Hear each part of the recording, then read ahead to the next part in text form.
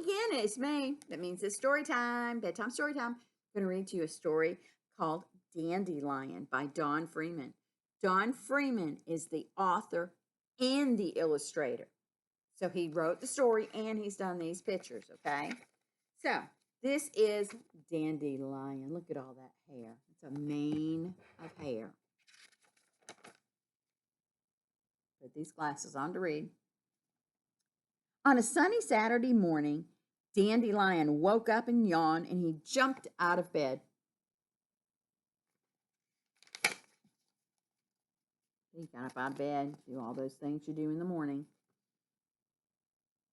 After doing his daily exercises, Dandelion looked out of the window, blinked his eyes, and he said, I wonder if the mail has come today.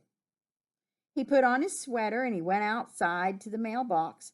There was a letter, and it was written in fancy gold ink.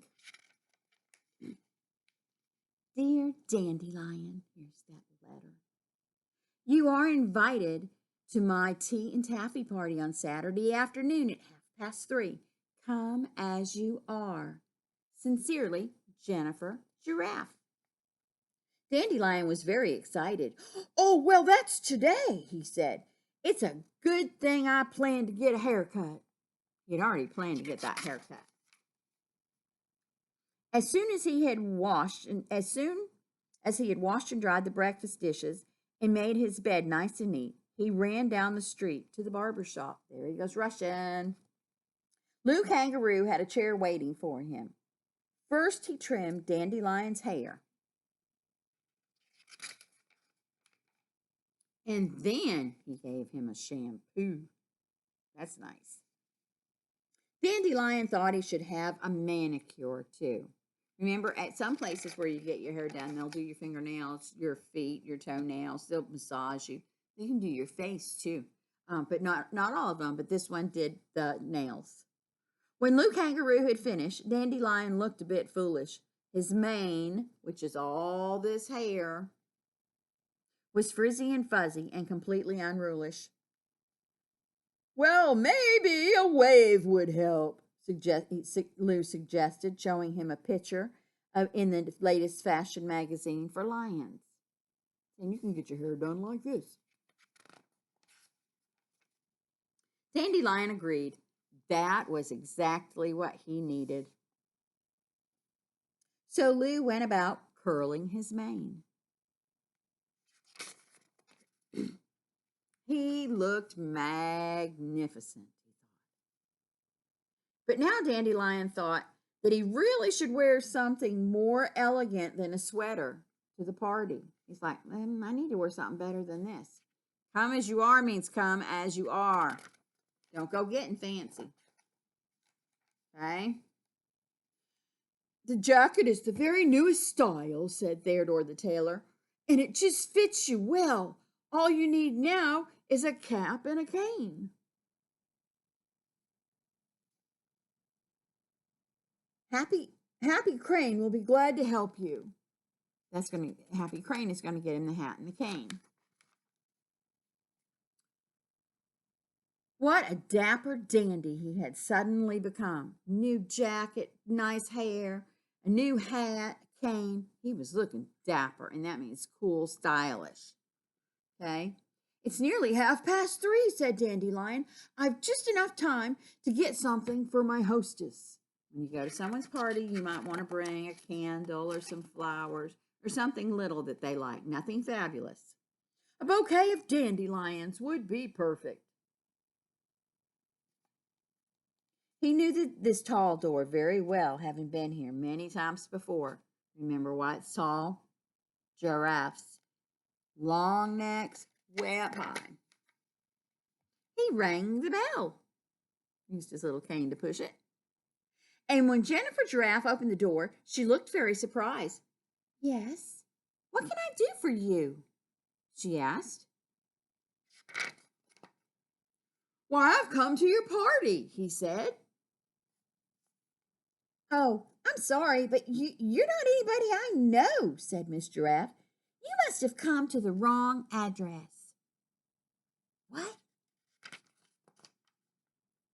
And with that, she closed the door right in poor Dandelion's face. I'm Dandelion, he roared. You've made a mighty mistake.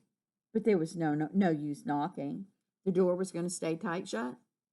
She didn't know him. She didn't recognize him.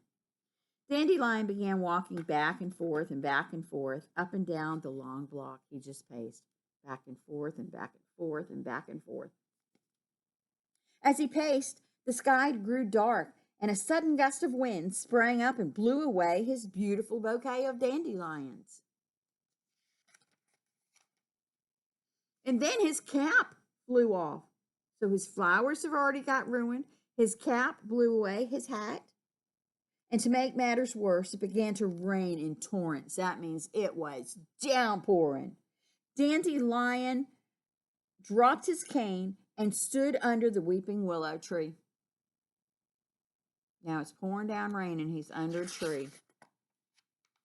But the rain poured through the branches. Dandelion was soon soaking wet and his curls came all undone. They were unfurled. Straight hair again. He took off his jacket and he hung it in the willow branch. Luckily, he had kept his sweater when he bought his jacket. The jacket was soaking wet. At last, the rain stopped and the warm sunshine came beating down. Dandelion decided to sit on Jennifer Giraffe's front steps until his mane was dry. He just wanted his hair to dry.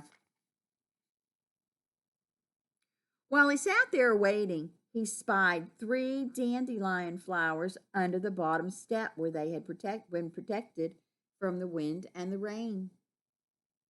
He picked the dandelions and said, "You know what? I think I'll try again." And he rang the doorbell one more time. "Well, well, if it isn't our friend Dandelion at last," said Jennifer Giraffe. "We have been waiting for you for the past hour. I hope you weren't caught in that awful downpour." The rain. Everyone at the party greeted him heartily. They were glad and happy he came. Later on, when all the guests were enjoying their tea and taffy, Jennifer Giraffe told Dandelion about that silly-looking lion who had come to the door earlier. Who was that silly-looking lion? Dandelion, he didn't look like himself. Dandelion almost spilled his cup of tea as he reared back and laughed uproariously. "Oh, that was me. I was that silly-looking lion." Miss Giraffe was so flustered that she got herself all tangled up in her long pearl necklace. See her long necklace. "I do apologize for having closed the door on you," she said, blushing. "I promise never to do such a thing again." "Well, and I promise you, I'll never again try to turn myself into a stylish dandy," said Dandelion as he sipped his tea.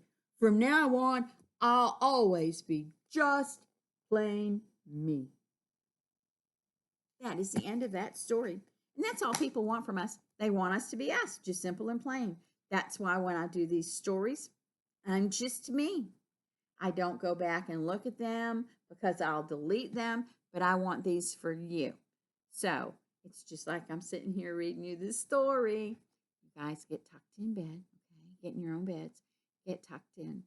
No, I love you. You are my favorite people. Really. Good night, guys. Sleep well. See you soon. Next story time. Good night.